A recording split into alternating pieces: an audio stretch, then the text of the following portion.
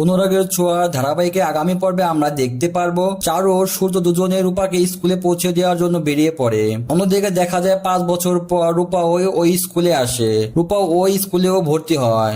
রূপা আর সোনা দুজনে বন্ধুত্ব হয়। তবে সোনার আসল নাম সোনা সেনগুপ্ত থাকে না, সোনার নাম দেওয়া থাকে অলি সেনগুপ্ত। তাই সোনার নাম শুনেও কোনোভাবে চিনতে পারে না রূপা। সোনা রূপার কাছে জানতে চায়, তোমার নাম কি রূপা?